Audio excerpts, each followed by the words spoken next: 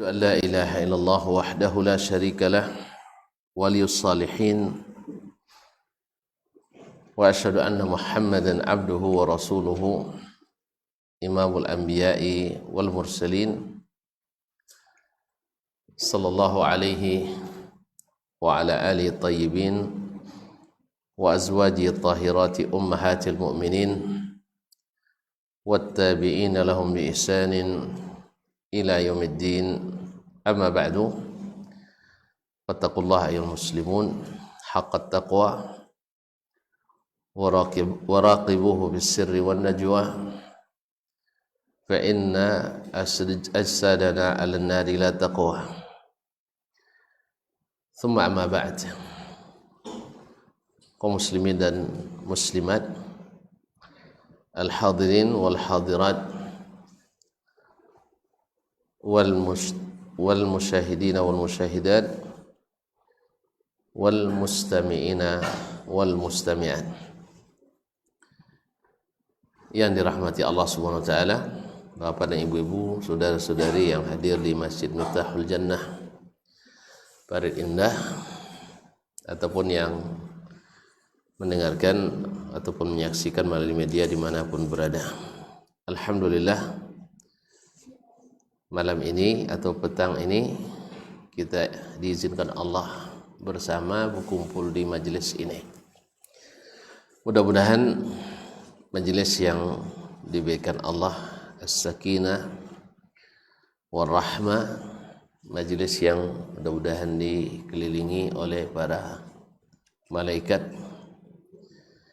dan majelis yang mudah-mudahan diberikan berkah oleh Allah Subhanahu wa taala dan dibanggakan di hadapan para malaikatnya. Amin. Kembali salawat dan salam hendaknya senantiasa mengiringi majelis kita untuk Nabi besar kita Muhammad sallallahu alaihi wasallam, sehingga dengan demikian kita semakin dekat tempatnya di akhirat kepada Nabi alaihi salatu wassalam. Ma'asyiral kiram dirahmati Allah, Idul Fitri memang sudah lama, tapi tak ada salahnya untuk tetap mengucapkan selamat berhari raya. Tak boleh, Ustaz? Taqabbalallahu minna wa minkum. Semoga Allah menerima amal-amal saleh kita, mengampuni dosa-dosa dan kesalahan kita. Amin. Ma'asyiral kiram, kembali kita sama-sama duduk mengaji, mengulangi adabus salaf fi ta'amuli ma'an nas. As-salafu as-salih yang telah mencontohkan kepada kita bagaimana tinggi dan mulianya akhlak-akhlak yang mereka warisi dari Nabi alaihi salatu wassalam. Dan di antara akhlak yang mereka warisi itu adalah annahum yarji'una lil haqqi wa yakhda'una lah, bahwa mereka kembali kepada yang hak, wa yakhda'una lahu, dan tunduk kepadanya. Dan ini sebenarnya adalah akhlak yang sesungguhnya yang disebut dengan at-tawadhu. Man tawadha'a lillahi rafa'ah. Siapa yang tawadhu kepada Allah, siapa yang tawadhu karena Allah dan kepada Allah, rafa'ah, Allah akan angkat. Ma wa tawadha'a ahadun lillahi illa rafa'ah.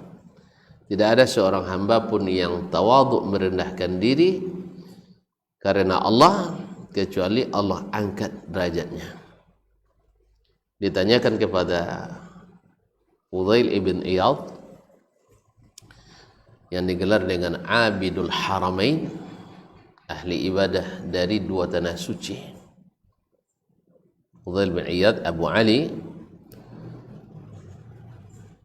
ditanyakan kepadanya, mat tawadhu ya Abu Ali, qala al-qabulul haqq wal khudu'u lahu.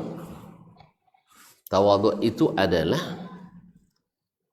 menerima yang hak dan tunduk kepadanya.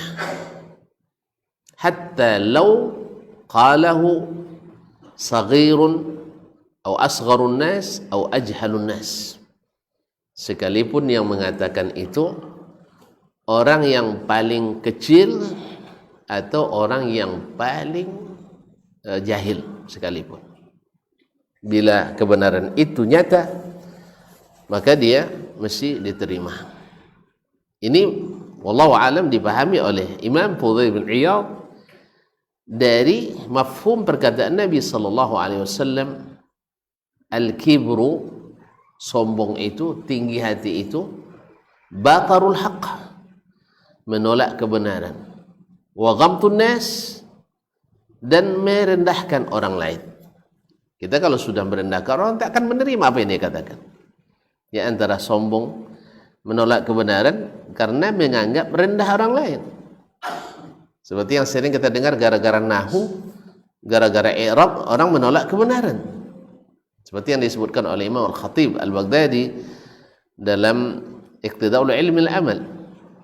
Ada seorang menolak Imam Malik, imamnya Darul Hijrah, karena salah i'rab sekali. Harusnya marfu jadi mansub. Kalau dikatakan ini enggak paham bahasa Arab. Memang paham bahasa Arab langsung paham agama? Ya tidak. Jadi makanya betullah kata sebagian ulama, Yahya bin Mu'adz Ar-Razi atau selainnya mengatakan, an-nahwu awwaluhu syughlun wa akhiruhu zahwun kibr. Kalau belajar nahwu tanpa adab, itu awalnya menyibukkan, sibuk dengan daraba Zaidun Amran, ya, daraba Zaidun Amran, Zaidun memukul si Amr. Ditanya kenapa dia mukul, nggak tahu, pokoknya mukul aja terus kerjanya. Akhirnya karena sering mukul hilang adabnya, sehingga gara-gara ulama syarah dan mi'rab ditolak kebenaran padanya. Dan ini sering kita lihat di adab sebagian orang yang kurang adabnya. Dan ini pernah terjadi pada Imam Malik rahimahullah, seorang mencemooh Imam Malik gara-gara salah tersilap membaca. Ya, harusnya ahadun dibacanya ahadan misalnya, ahadakum dibacanya ahadukum. Nah, walaupun itu salah, tetapi itu bukan segalanya. Ma'asyiral kiram dirahmati Allah. Al-kibru batarul haqq wa ghamtun nas. Sombong itu sebenarnya adalah menolak kebenaran dan merendahkan orang lain. Oleh itu Imam Asy-Syafi'i rahimahullah sangat takjub dan sangat mengapresiasi seseorang yang ketika disampaikan kepadanya dalil dan hujjah, dia menerima, tunduk kepadanya. Berkata Imam Asy-Syafi'i rahimahullah, seperti dalam Adabus Syafi'i atau Manaqibus Syafi'i, dia katakan, ma awradtu ala ahadin hujjatan faqabilaha wa khada'a laha illa hibtuhu. Tidak satu orang pun yang saya sampaikan kepadanya hujjah dan dalil lalu dia terima dan tunduk kepadanya, kecuali saya segan kepadanya. Wa ma awradtu hujjatan wa dalilan illa wastankafa minha illa saqata fi aini. Tidak pula seseorang saya berikan hujjah dan dalil lalu dia menolaknya, ketahui orang itu jatuh di mata saya. Jadi orang yang mau menerima kebenaran diangkat, dan orang yang menolak kebenaran karena kesombongan, karena menghinakan orang yang mengatakannya, atau alasan lain, fanatis dan sebagainya, maka ini akan jatuh nilainya. Berkata penulis hafizahullah ta'ala, kama huwa sya'nul mu'minin as-salihin, yaitu senantiasa kembali kepada yang hak dan tunduk kepadanya. Seperti itulah keadaan orang-orang beriman yang saleh. Fa innahum idza araful haqqa sara'u ilaihi. Sebab mereka apabila mengetahui yang hak, cepat kepadanya. Wa idza kashaful batila fi nufusihim tanakkaru lahu wa adalu anhu. dan bila mereka terbukti ada kebatilan pada dirinya, mereka mengingkarinya dan meninggalkannya. Ya, kalau sesuatu yang tidak benar, sesuatu yang batil, kenapa dipertahankan? Barangkali kaum muslimin dan muslimat dirahmati Allah SWT, nanti penulis akan menyebutkan beberapa kisah, dan para ulama juga menyebutkan kisah ini dalam kitab-kitab mereka. Ma'asyiral kiram, di antara yang disebutkan oleh Imam Abul Qasim bin Asakir rahimahullah dalam Tabyin Kadhibil Muftari tentang Imam Abul Hasan Al-Asy'ari rahimahullah ta'ala, beliau ini 40 tahun lamanya berada dalam kebatilan, ikut mazhab Mu'tazilah. Subhanallah. Ya, karena memang dia dapat ayah tiri, kalau bangkina ayah sobok namanya, ayah sobok, itu ayah sobok, tak sobok gitu ya, ketemu gitu, tiba-tiba dah besar dah dapat ayah gitu. Ayah tirinya, di mana ibunya menikah dengan pentolan Mu'tazilah, Abu Ali Al-Jubbai. Nah, karena dididik di tangan Mu'tazilah, tumbuhlah beliau menjadi pakar dan imam dalam mazhab Mu'tazilah. Yang ciri khasnya Mu'tazilah itu adalah mengedepankan akal dari dalil. Dalil akli lebih diutamakan dari naqli. Dan ini yang diikuti oleh sebagian aliran dalam Islam. Ya, diikuti cara berpikirnya, walaupun tidak setuju 100%, yang berseberangan dengan mazhab as-salafu as-salih alaihim ridwanullah. Nah, Imam Abul Hasan Al-Asy'ari rahimahullah, ketika beliau sudah 40 tahun lamanya dalam kebatilan tersebut, akhirnya beliau menghilang selama 15 hari, tidak keluar dari rumahnya. Ya, karena sudah melihat lemahnya hujjah Al-Mu'tazilah dibanding dengan hujjah Al-Quran dan Sunnah. Sebab setiap kebatilan yang ada dalam pikiran Mu'tazilah ada jawabannya yang menghilang yang memporak-porandakan cara berpikir Mu'tazilah tersebut. Ada Al-Quran dan ada hadisnya.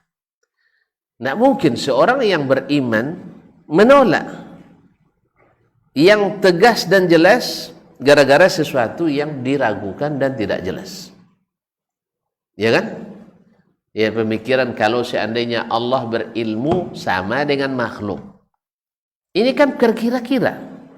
Karena dia lihat makhluk, ilmunya datang setelah dia sebelumnya jahil. Habis itu belajar tambah jahil. Ya. Nah, belajar baru dia berilmu. Jadi dikiranya bahwa ilmu itu selalu berproses seperti itu. Ilmu itu berproses seperti itu, sehingga mereka nafikan ilmu dari Allah Subhanahu wa taala. Lalu mereka bilang pula Allah kan hidup. Kalau hidup perlu oksigen katanya. Berarti perlu hidung untuk menghirup oksigen. Perlu perangkat-perangkat lain, maka Allah tidak mungkin hidup. Menurut mereka. Mati mustahil juga. Karena kalau mati pasti hidup sebelumnya katanya. Akhirnya tidak satu pun sifat Allah SWT yang mereka terima. Dan ayat-ayat Allah dibacanya terus. Al-Quran kan dibacanya, dia kan hafiz Quran, dia baca Quran dia. Nah, Al-Quran mengatakan Allah hidup. Innaka mayitun Allahu la ilaha illa Allahu la ilaha illa huwal hayyul qayyum, yang hidup, yang sebenarnya kurus. Akhirnya beliau setelah itu 15 hari dan jelas baginya dan terang kebenaran bahwa yang diikuti dan dikembangkan oleh as-salaf itulah yang selamat dan itulah yang ilmu dan jauh dari syubhat. Maka dia masuk ke masjid Jami' al-Basrah, masjid besar di Basrah. Tempat dulu Imam Al-Hasan Al-Basri jadi khatib dan imamnya di situ. Kemudian diteruskan oleh ulama-ulama setelahnya, ulama-ulama besar setelahnya. Lalu dia waktu itu mengumumkan, ayuhan nas, wahai masyarakat, di depan khalayak ramai, saya menghilang dari kalian selama 15 hari. Memperhatikan dan mengamati bahwasanya pemikiran saya selama ini, dan saya bandingkan dengan dalil-dalil dari Al-Quran dan Sunnah Nabi Sallallahu Alaihi Wasallam, maka saya dapatkan bahwa pikiran saya adalah keheranan, dan saya dapatkan bahwa pada firman Allah dan hadis Nabi keyakinan. Akhirnya saya memilih minta beristikharah kepada Allah SWT untuk menanggalkan pemikiran-pemikiran Mu'tazilah yang selama ini dan mengikuti apa yang diyakini oleh Imam Ahmad, Al-Imamul Mubajjal Ahmad ibn Hanbal rahmatullahi alaih. Lalu dia menyerahkan, ini kitab yang saya tulis setelah saya mengikuti apa yang dikatakan oleh Imam Ahmad bin Hanbal. Lalu dia memberikan kitab Al-Ibana Ushul Diyanah rahimallahu ta'ala. Ini tandanya kaum muslimin, orang-orang yang mau cepat kembali kepada yang hak setelah jelas baginya, bukan hanya kembali dia umumkan di khalayak ramai. Kan ini yang payahnya, diumumkan khalayak ramai berarti saya salah selama ini. Baginya tidak merusak reputasinya, bahkan justru itu yang mengangkat namanya. Karena apa? Dia tawadhu' lillah, kembali kepada Allah Subhanahu wa taala dan tawadhu' kepada Allah tabaraka wa taala. Allah angkat, ma'asyarul kiram yang dirahmati Allah Subhanahu wa taala. Dan masih banyak lagi seperti yang akan disebutkan oleh imam dan oleh penulis di sini. Warruju' ilal haqqi ba'da ma'rifatihi wastibanati amrihi min adh-dhawar sulukiyah li khuluqi hubbil haqqi wa itharihi. Sesungguhnya kembali kepada yang hak setelah mengetahuinya dan jelas urusannya adalah tanda akhlak yang baik, mencintai kebenaran dan mengutamakannya. Waruju' ilal haq fadilatun minal fadail allati da'a ilaiha Islam. Kembali kepada yang hak itu adalah keutamaan, fadilat di antara keutamaan yang didakwakan Islam. Wa hatha 'ala al-iltizami biha, dan mendorong untuk senantiasa melakukannya. Wa 'amila at-tarbiyatil muslimin 'alaiha, dan Islam berusaha mendidik kaum muslimin untuk tetap melakukan ini. Walidzalika fahuwa minal fadail allati yatahalla bihal mu'minun, sehingga dia termasuk salah satu dari hal utama yang menjadi perhiasan orang-orang beriman. Orang-orang beriman itu berhiaskan dengan akhlak yang mulia. Di antaranya adalah cepat kembali kepada kebenaran dimanapun didapatkan. Kembali kepada kebenaran dimanapun didapatkan. Sesungguhnya orang yang terlambat dan tidak mau kembali kebenaran adalah orang-orang yang lemah iman. Berapa banyak orang yang sudah jelas baginya kebenaran di depan matanya, tetapi tidak mengikutinya, akhirnya ujungnya terhina. Tentu tahu Heraklius, seorang penguasa Romawi waktu itu, ditanyakannya pertanyaan detil sekali tentang Nabi Muhammad SAW. Dan dia dalam hatinya mengakui, kalau saya sempat di tempat dia, artinya di tempat Nabi Muhammad SAW, saya akan basuhkan kakinya, saya akan bawa dan pakaikan sendalnya. Begitu dia katakan, akan mengkhidmat Nabi SAW. Dan nanti dia pasti akan menguasai tempat saya berdiri ini, yaitu di Syam, yang waktu itu dikuasai oleh orang Romawi. Lihat kaum muslimin dan muslimat dirahmati Allah SWT. Nabi SAW yang demikian jelas, tetapi karena karena syahwat yang menghalangi, sehingga dia tidak bisa mengumumkan tunduk pada kebenaran ini walaupun dia sudah mengetahuinya. Jadi oleh sebab itu kaum muslimin, hidayah itu bukan hanya mengetahui. Ya, saya tahu itu betul. Terus kenapa anda ikuti? Oh belum. Nah, berarti belum dapat hidayah. Hidayah itu adalah diketahui dan diikuti. Bukan hanya diketahui tanpa diikuti. Berapa banyak orang bilang, oh saya lebih duluan tahu dari nenek kamu itu katanya. Dari nenek kita lebih duluan dah tahu. Tapi kapan dia nak tahu? Enggak, belum. Berarti belum dapat hidayah. Allah musta'an. Warju ila al-haq fadilatun khalqiyah atau khuluqiyah raqiyah tujadu inda ashabil fitar al-aliyah minan nas. Kembali kepada hak adalah akhlak yang utama yang bernilai tinggi terdapat pada orang-orang yang memiliki fitrah yang sangat tinggi. Minan nas, di antara manusia. Li'annahum bi fitrihim al-aliyah la yajiduna fi nusri ma yasrifu min al-istibajati al-haqq wa ruju' ilaih. Karena mereka dengan fitrah mereka yang tinggi tidak ada jalan yang memalingkan mereka dari menerima kebenaran. Karena fitrah mereka menolak dipalingkan dari kebenaran. Sebab orang-orang yang selamat fitrahnya, orang-orang yang di atas fitrah yang suci, tidak akan mudah dipalingkan. Hanya orang-orang yang rusak fitrahnya yang mudah dipalingkan dari kebenaran. Fala ananiyah tastasrifuhum. Bahkan akuisme mereka, ananiyah, apa istilahnya masa kita? Ananiyah, cinta diri, apa? Mengutamakan diri sendiri, apa namanya? Kalau bahasa Arab ananiyah, bahasa kita akuisme, egoisan. Tidak ada sifat ego yang menghalangi mereka menerima kebenaran. Kan banyak ego yang membuat kita melarang, terhalang mendapatkan kebenaran. Kalau saya ikut ini, banyak batal kaji dan tidak turun gaji. Ya, saya tahu ini, cuman masalahnya nanti saya ditinggalkan orang. Bukankah begitu? Nanti saya akan ditinggalkan orang. Kekhawatiran ini, ego ini. Atau saya terima pendapat si fulan, dia LC saya, antum tidak tahu saya. Allah musta'an. Dia LC saya profesor. Nah misalnya, kalau dia dokter saya profesor. Saya ketua ini dan itu, dia nggak ada jabatan, iya kan? Ego lagi.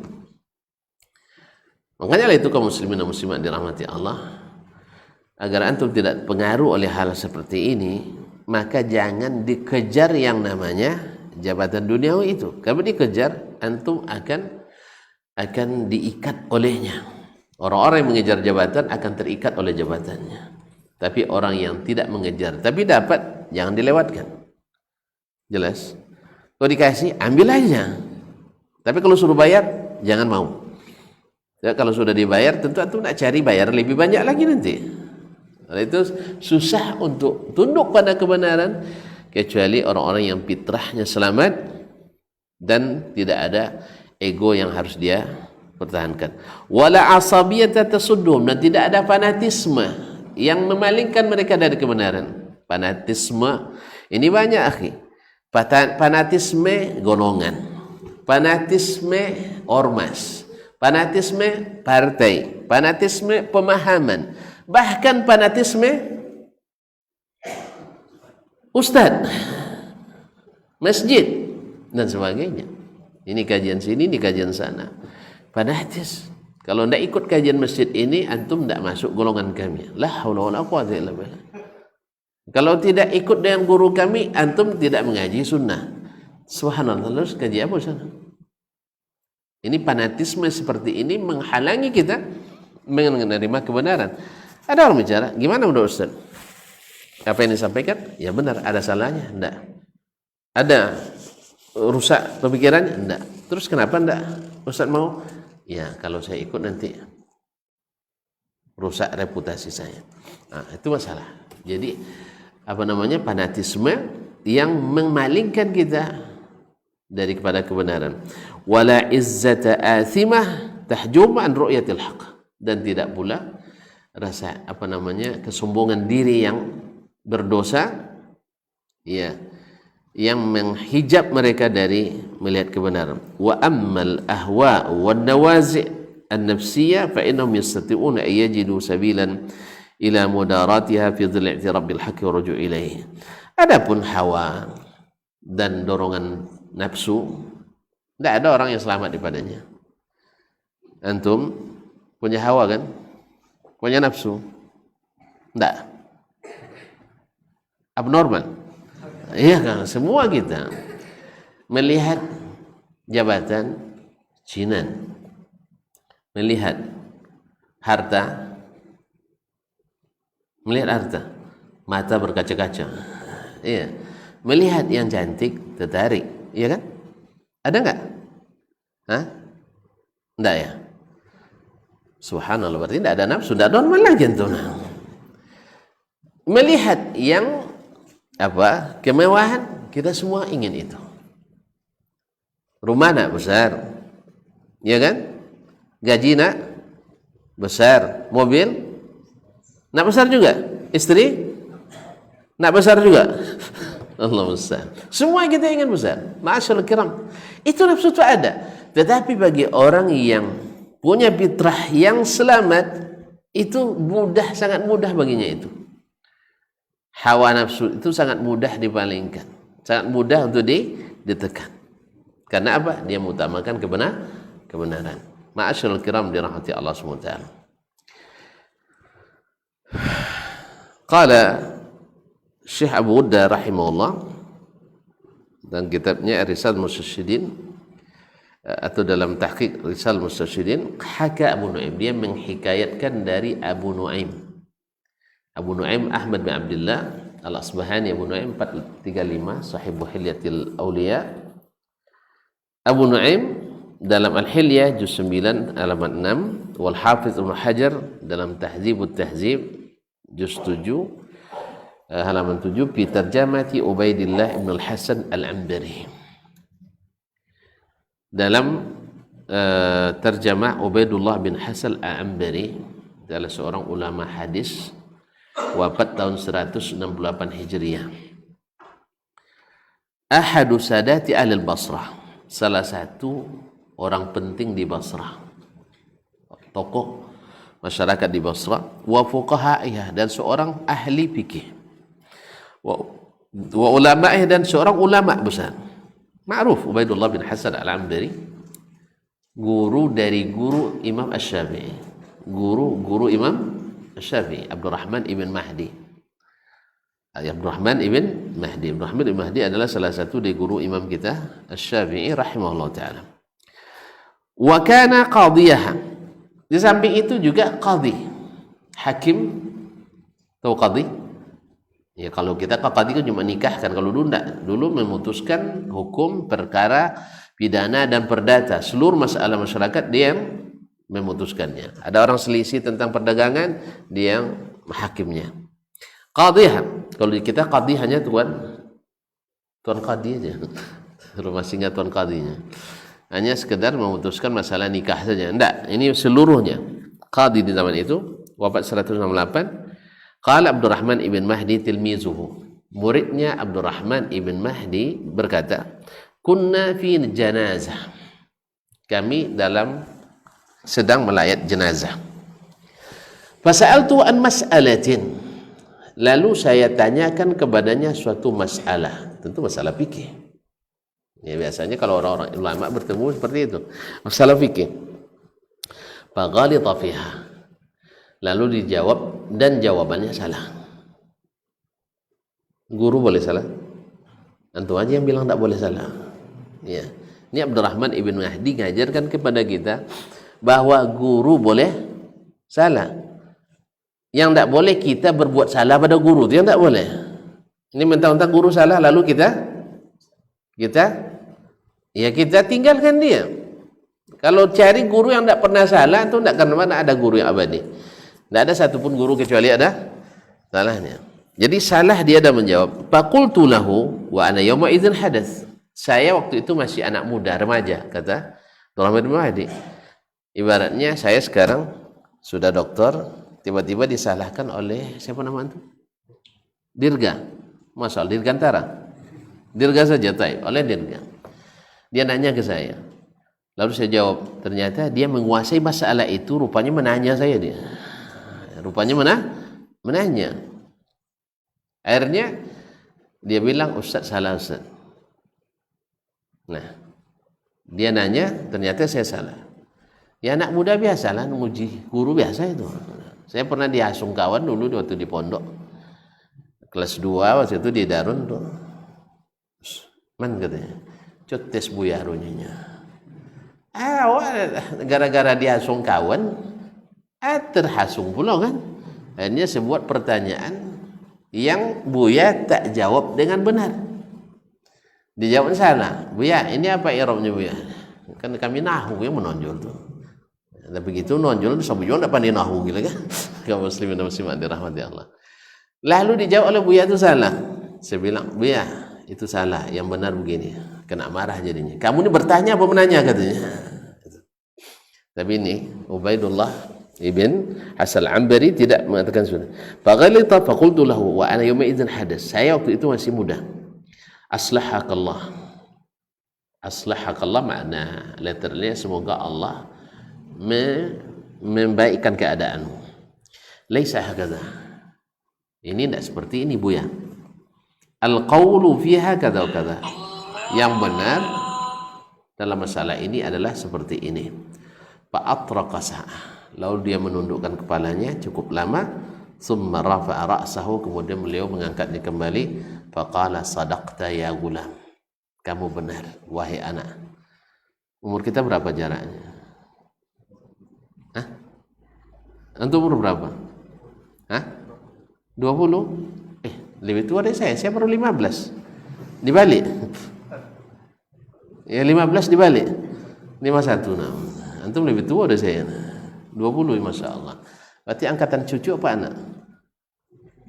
Antum nak pilih cucu saya atau anak saya? Dari cucu mantu atau anak mantu? Saya nak punya anak perempuan. Cucu juga belum. Taib, kaum muslimin dan muslimat dirahmati Allah, biar tidak terasa pula sama dia nanti. Bingung pula dia pulang ke rumah mau jadi menantu ustaz katanya. Enggak. Aman. Taib, masalah juga seperti ini Syekh katanya. Fa'atraqa sa'atan, lalu dia menunduk sebentar, cukup lama, lalu dia mengangkat kepalanya. Faqala sadaqta ya ulam, kamu benar. Ini tidak sulit baginya menerima kebenaran. Padahal orang ramai itu kan. Orang ramai. Izan arji' ila qaulika wa ana saghir. Saya lebih baik mengikut pendapatmu sekalipun saya terlihat kecil. Ya kan? Ini betul awak salah. Kan awak kecil jadinya. Tapi kata beliau, ini tidak masalah. La an akuna zanaban fil haqq. Saya lebih baik jadi ekor dalam kebenaran. Ahabu ilayya min akuna ra'san fil batil. Daripada menjadi kepala tapi bawa kebatilan. Jadi kadang-kadang ngekor itu dalam kebenaran lebih baik daripada diikuti dalam kebatilan. Subhanallah. Inilah akhlak mereka. Inilah akhlak mereka. Ma'asyiral kiram dirahmati Allah. Nanti kita tambahkan dengan riwayat-riwayat yang lain dan yang juga Syekh akan menyebutkan banyak riwayat. Kita dengarkan azan dulu. Dipersilakan.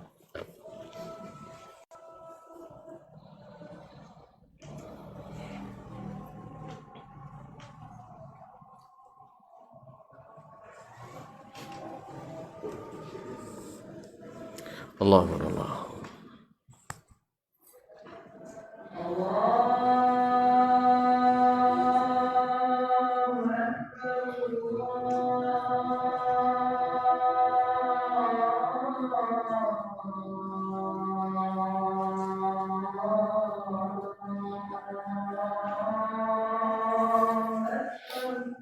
Allah Allah.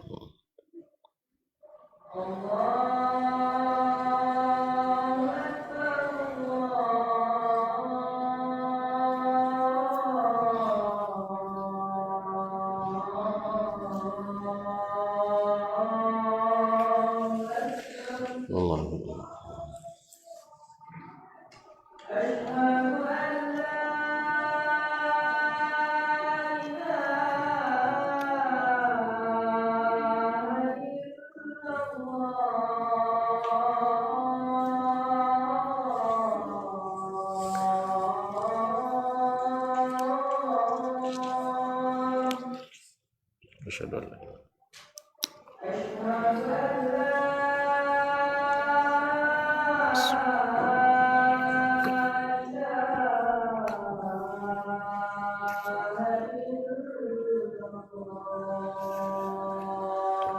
Asyhadu la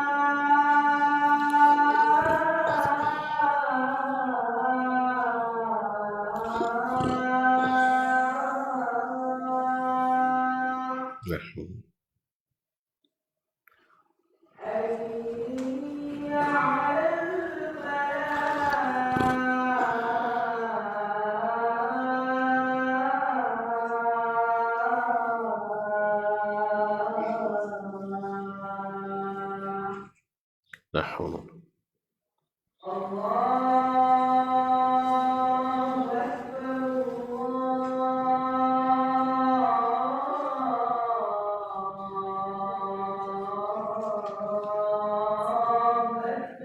Allah.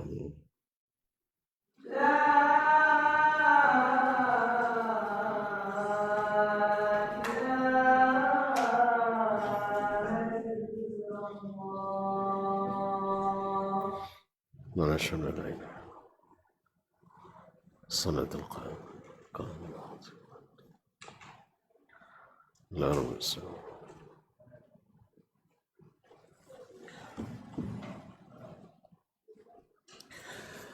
Kaum muslimin dan muslimat dirahmati Allah. Jadi ini adalah kisah Abu Ubaidullah bin Hasan al-Ambari, guru dari guru Imam Asy-Syafi'i rahimahullah, Abdurrahman bin Mahdi. Jadi diperbaiki atau dibetulkan pendapatnya oleh seorang yang masih kanak atau masih muda, remaja dibandingkan dengan umurnya. Dia wafat 168. Abdurrahman bin Mahdi ini nanti wafat 30 tahun setelahnya. Berarti jarak umurnya berapa? Kita umur berapa jarak tadi? 31, ya sama jarak lebih kurang. Jadi ibaratnya antum sekarang memperbaiki pendapat saya. Ada yang mau diperbaiki sekarang, silakan. Saya nak coba bukan pula akhlak ini, itu maksudnya. Nah, ya salahkan saya, nanti saya tengokkan ternyata antum benar, lalu saya akui. Ini berat memang, karena memang semua kita punya perasaan tidak suka disalahkan, itu biasa itu. Semua kita tidak suka disalahkan. Makanya kalau nak nyalakan ustaz, jangan depan orang ya. Bagusnya jangan depan orang. Kecuali sedang bincang-bincang santai, ya seperti itu. Jadi kan dia kan sebenarnya bukan di majelis ilmu, tapi di ini. Tapi kalau di majelis ilmu nanti ada cara lain. Contoh yang sama diriwayatkan oleh Imam Abu Bakar Ibn al-Arabi, seorang ulama besar mazhab Maliki di Al-Maghrib. Beliau dalam perjalanannya menuntut ilmu ke barat, ke kawasan timur, dia kan di barat kan, di Andalus. Dia sampai ke Mesir di Al-Iskandaria. afwan di Mesir, di Fustat Mesir, masuk ke Masjid Jami' Amr bin al-As, waktu itu masjid terbesar di Mesir waktu itu. Nah, ulama besarnya waktu itu adalah Abul Fadl Al-Jauhari. Abul Fadl Al-Jauhari. Di abad kelima atau abad ke-6 Hijriah. Nah, dia masuk dan memang ingin belajar di situ. Dalam majelis itu Abul Fadl Al-Jauhari menyebutkan, mereka menafsirkan ayat dalam surah At-Tahrim, dalam surah At-Talaq. Dia menyebutkan bahwa Nabi SAW talaq, pernah menjatuhkan talaq. Wa Nabi SAW ala, pernah bersumpah untuk tidak mendekati keluarganya. Wa zahar, dan melakukan zihar, yaitu menyamakan istrinya dengan ibunya. Pada istilah zihar pernah dengar kan? Yang belajar fikih. Nah, Abu Bakar Ibnul Arabi, dia seorang menuntut ilmu dan juga sudah, kalau untuk ukuran kita sudah alim sekali. Dia masih menuntut ilmu. Nah, mendengar itu, antum tahu Jami' Amr bin al-As, masjid terbesar penuh oleh orang. Saking ramainya, karena dia adalah guru mereka, muftinya Mesir waktu itu, Abu Fadl Al-Jauhari. Lalu dia dia tidak langsung sampaikan itu di depan halayak ramai. Dia justru mendatangi Syekh Abul Fadl Al-Jauhari ke rumahnya. Lalu ketika di situ masih banyak orang, dia tidak mau berbicara karena dia masih orang asing, baru sampai. Nah, sang syekh ulama ini, subhanallah, dia mengatakan, kamu ada yang mau disampaikan, katanya. Iya, ada yang mau saya sampaikan. Lalu Imam Abul Fadl Al-Jauhari menyuruh murid-muridnya untuk meninggalkan mereka berdua, karena nampaknya pembicaraannya khusus. Lalu setelah orang semua pergi, baru dia bilang, Syekh, saya tadi istama'tu ila qaulika, saya tadi mendengarkan kajian di masjid. Engkau mengatakan anna Rasulullah SAW ala azwajuh, pernah bersumpah tidak akan menggauli istrinya. Sadaqta, ini benar. Wa dzakarta anna Nabi sallallahu alaihi wasallam talaqa azwajahu, pernah menjatuhkan talak kepada istrinya. Sadaqta, ini benar. Walakin anta qulta anna Nabi sallallahu alaihi wasallam zahar, Nabi pernah menzihar. Katanya adalah li'anna az-zihar munkarun minal qaul, ini perkataan munkar. Wa hasya an yakuna Rasulullah sallallahu alaihi wasallam fa'ala al-munkar, tidak mungkin Nabi melakukan sesuatu yang munkar, karena Allah menyebutnya munkar minal qaul. Zihar itu adalah perkataan munkar. Nabi mungkin melakukan sesuatu yang munkar? Tidak. Subhanallah. Apakah jawaban? Apa kata Abu Bakar Ibn al-Arabi? Dia lalu memeluk dan mencium jidat saya. Padahal dia ulama besar, ini masih penuntut ilmu. Dibenarkan dengan adab seperti itu, dia sadar, sadaqta, kamu benar. Tidak mungkin Nabi melakukan yang munkar, karena Nabi itu maksum. Lalu dia cium jidatnya. Kalau cium jidat kening itu tanda apa? Penghormatan, takzim. Kalau kita pegang kepala, cium jidat, cobalah pegang nanti kepala Ustaz. Apa yang terjadi gitu. Kalau di kita itu pantang gitu kan, pegang kepala. Kan pantang pegang kepala kan. Dulu kalau manasin kawan waktu masih kecil-kecil dulu, siapa yang paling berani pegang kepalanya, itu yang paling baga itu namanya. Jadi pegang kepala itu kita tidak pas. Jadi di sana ta'zim. Hanya diberikan pada orang tua atau guru-guru yang dihormati. Nah, atau orang yang disegani. Nah, dia cium jidatnya, dia peluk dengan hangat. Jazakallahu khairan min muallimin khairan. Engkau sudah menjadi guru saya. Nah, esok harinya Syekh siapa namanya, Abdul Fadl Al-Jauhari, karena dia guru besar di situ, dia sudah duluan ke masjid, sudah ada di mimbar. Dan saya masuk katanya dari pintu, dilihat oleh Syekh. Subhanallah, sebelum dia memulai khutbah dipanggilnya saya, katanya, ahlan bi syaikhi wa marhaban, selamat datang guruku. Subhanallah, dia guru besar, tiba-tiba ada orang masih muda dibilang guru oleh Syekh ini. Allah, ini hebatnya kaum muslimin. Jadi dia menghargai kelebihan orang yang punya kelebihan, sehingga dia mempunyai kelebihan. Jelas? Akhirnya orang pada melihat saya, katanya, saking takut dan malunya saya sampai keringatan saya kemarin. Gara-gara ya orang pada, saya sampai ke depan itu dari pintu itu dia diangkat orang. Jadi tidak jejak tanah lagi. Dia oper dari tangan ke tangan gitu sampai ke depan. Duduk di dekat mimbar. Lalu Syekh menyampaikan, kemarin saya, kata Syekh Abdul Fadl Jauhari, saya guru kalian. Dan ini guru saya. Kalian semua murid saya. Dan ini adalah, kayaknya sudah ada, ya, kita cut. Nah, kalian semua ini berguru ke saya dan saya berguru ke dia.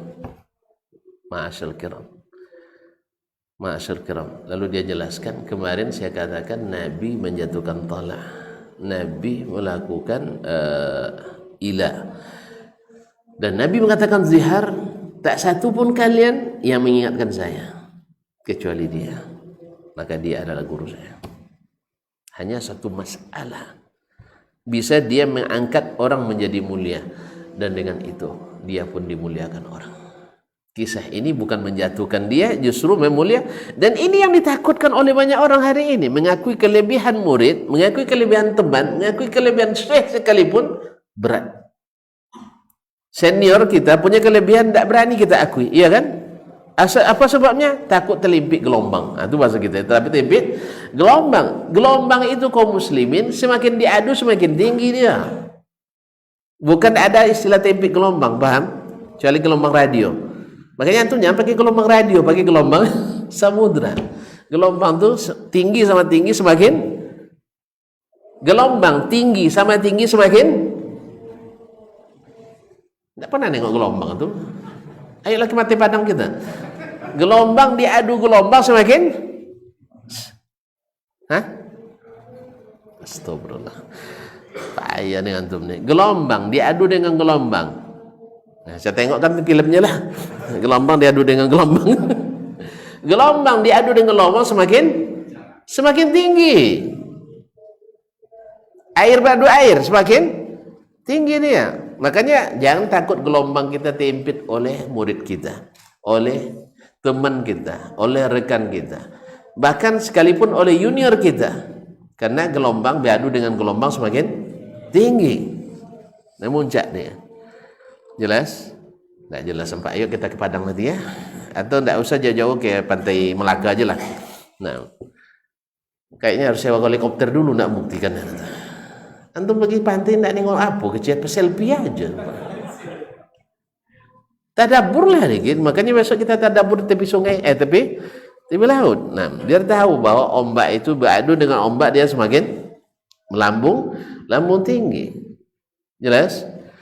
Sudah jelas? Jadi tidak ada istilah takut ketika diangkat ini, yang mengingatkan dia dengan ilmu, nanti orang berpindah ke dia semua. Saya tidak berarti tidak. Sebab Allah mengangkat orang yang tawaduk, menerima kebenaran. Nampaknya tidak selesai malam ini nampaknya.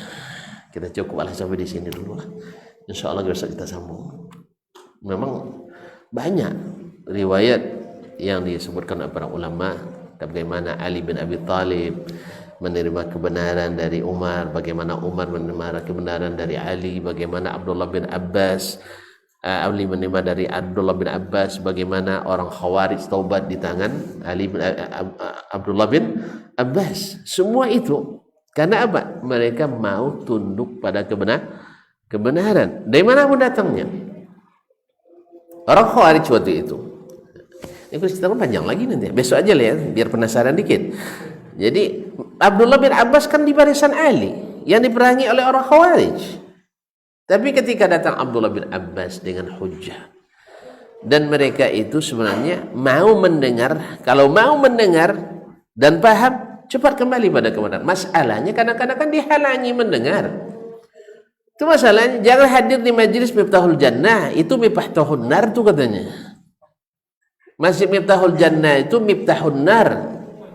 Miftahul Jannah artinya kunci surga. Lalu dibalik itu Miftahul Nar, Miftah neraka. Nauzubillah. Akhirnya orang takut jadinya. Nah, ketakutan itu membuat dia terhalang mendengarkan kebenaran. Ya gitu kan? Kan begitu? Nah, akhirnya banyak orang terpalingkan dari jalan kebenaran akibat syubhat dan fitnah yang dihembuskan oleh syayatul insi wal jin, syaitan-syaitan dari kalangan jin dan manusia. Nasallahu alaihi wasallam. Oleh sebab itu, kata passwordnya sekarang adalah as-salaf, akhlaknya mulia. Di antara mulianya akhlak as-salaf adalah cepat kembali pada kebenaran. Karena apa? Karena fitrahnya masih bersih, tidak dipengaruhi oleh pemikiran-pemikiran yang merusak fitrah. Karena bagi mereka kebenaran itu dari Allah dan Rasul sallallahu alaihi wasallam. Tinggal yang akan menjelaskan, menerangkan. Bila sudah sampai, mereka insya Allah cepat menerima dan kembali. Cukup di sini dulu, karena belum selesai. Tidak ada pertanyaan. Tidak ada pertanyaan. Cukup ya?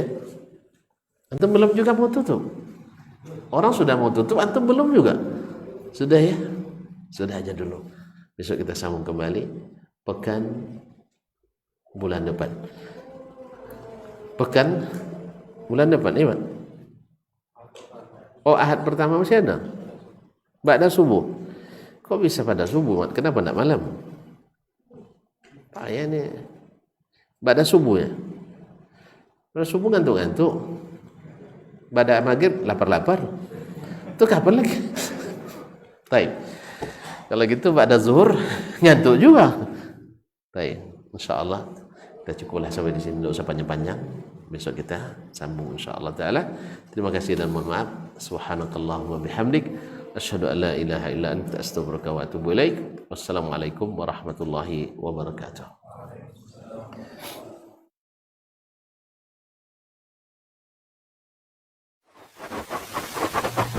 Barometer amal kita saleh tak salehnya di salat kita. Bila salat kita ikhlas dan sesuai dengan sunnah Nabi SAW, maka insya Allah amalan yang lain mengikuti. Ini aktivitas ini membantu saya di akhirat atau akan menyulitkan saya di akhirat? Kalau seandainya perbuatan itu ternyata akan menyulitkan kita di akhirat kelak, tinggalkan perbuatan itu. Anta ni'mal jund. Kamu adalah sebaik-baik prajurit. Coba lihat. Kamu adalah sebaik-baik prajurit, maka tujuannya adalah menghancurkan kehidupan rumah tangga.